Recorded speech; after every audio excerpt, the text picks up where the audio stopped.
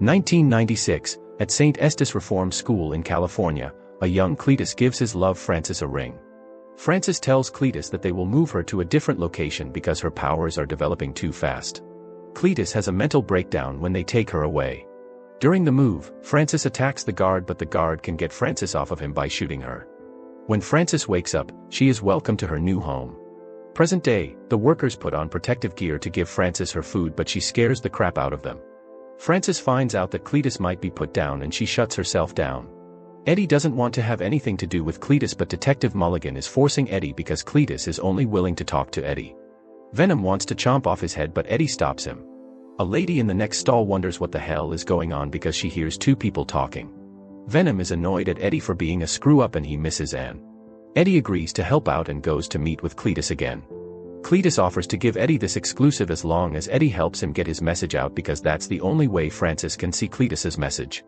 When Eddie leaves, Venom notices the carvings in Cletus's cell and Venom thinks the carvings will give them a clue where the bodies are buried. Detective Mulligan asks Eddie if he has any clue where the bodies are, but Eddie didn't get any clues from Cletus and goes home. Venom starts drawing the carvings, but Eddie has no idea what he's looking at. Thanks to Venom spelling it out, Eddie finally figures out where the bodies are. The news reported that they are going to sentence Cletus to the death penalty after finding the bodies with Eddie's info, and Detective Mulligan is pissed at Eddie for not sharing the info with him.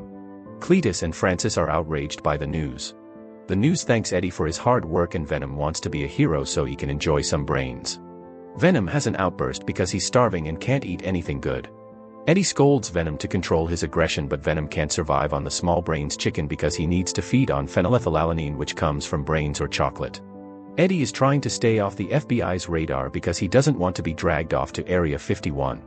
Venom is pestering Eddie to go for a food run and Eddie relents. They go to Mrs. Chin for chocolate, but it hasn't arrived yet. Venom is fine with eating Mrs. Chin, but Eddie won't let him and goes to Plan B, which is to eat some chicken. Venom is fed up and searches for bad guys to chomp their heads off. They see a woman getting mugged and Venom goes in to assist to eat his brains. Eddie won't allow it and convinces Venom to give up. Venom gets Eddie to answer the call from Anne while hanging off the edge. Anne wants to meet up to tell them something. They go through some small talk and Anne tells Eddie she is engaged.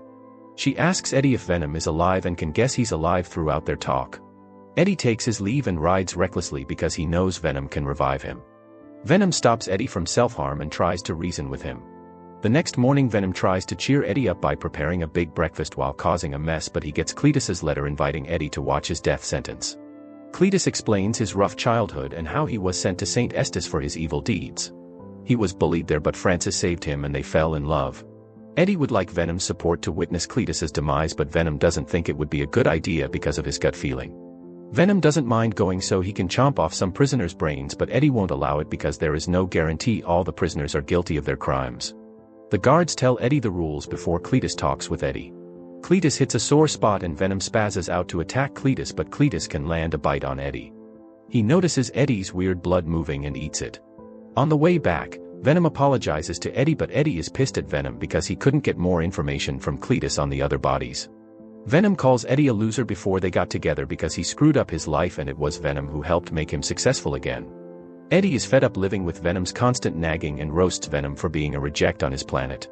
Venom attacks Eddie for the hurtful comments and they start fighting each other while messing up the apartment.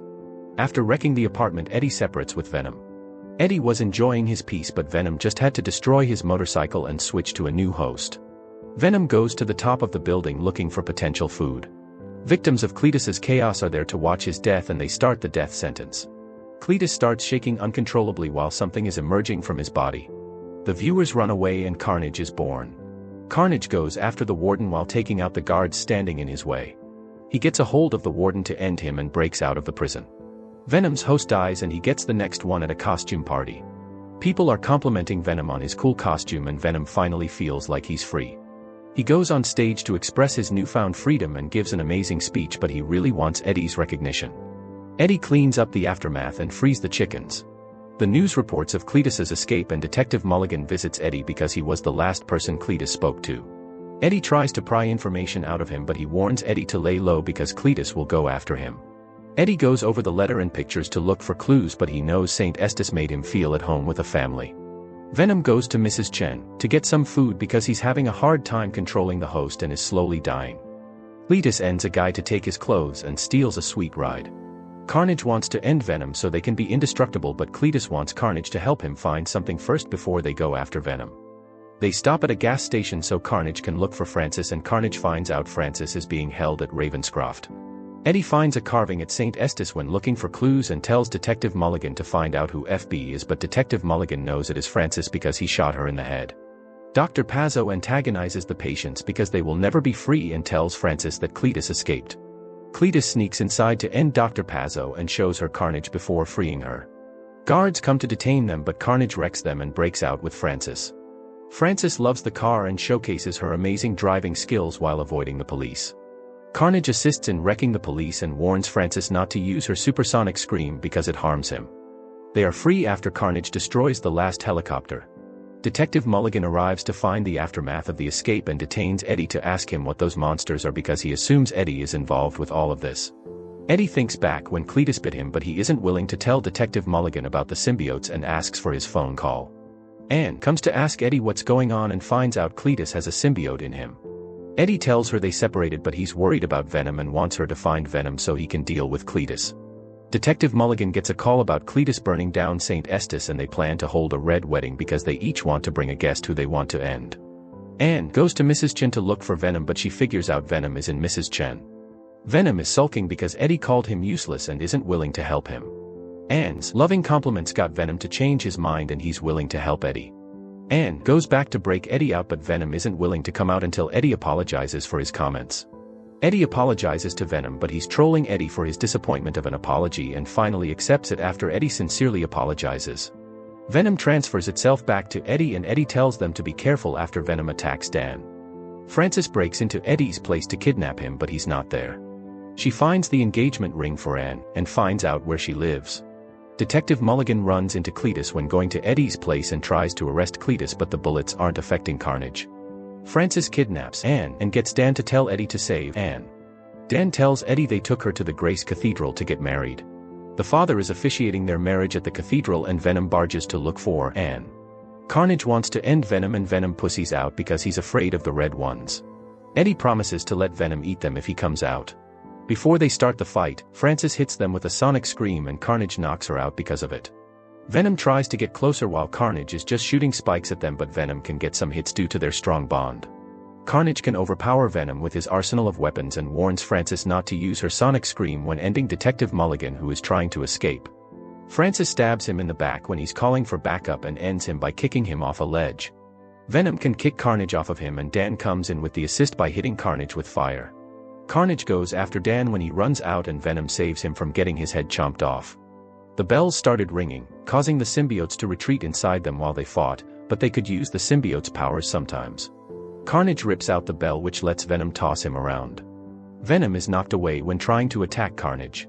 Cletus is salty because Eddie didn't write about the mistreatment from his parents and Carnage wants Eddie to watch Anne die. Francis thinks Carnage is going too far, so Carnage plans to end her, but Cletus tries to stop him. Venom is running low on power to get out of the rubble, but they see Carnage and Cletus are not a good match, but they are. They use their bond to get out of the rubble and climb to the top to attack Carnage, who is about to eat Anne. Venom saves Anne and lowers her to safety while continually getting stabbed by Carnage. Venom tosses Francis at the bell and she uses her sonic scream when falling to her death, but that causes the symbiotes to retreat. They all fall down, which separates Carnage and Cletus while Venom can save Eddie from the fall. Carnage tried to get back to Cletus, but Venom came to eat him. Cletus wanted a friendship with Eddie, but Venom didn't care and chomped his head off. Police arrive and they say goodbye to Dan and Anne. For some reason, Detective Mulligan survived and his eyes turned blue. Eddie goes to the beach so Venom can enjoy the sand and sunset. Eddie is finally down to be a lethal protector and Venom is pleased to hear it. When they are chilling, Venom lets Eddie experience a fraction of what the symbiotes experience, but for some reason, they are transferred to somewhere else. Venom wants Peter Parker, who is ousted as Spider-Man, on the Daily Bugle, and a random guy wonders what Eddie is doing in his room. Well, that's it for Venom Let There Be Carnage. If you got up to this far, here is the next part or other recaps you may like. Also, don't forget to like and subscribe, and thanks for watching. Time to die! That's the spirit!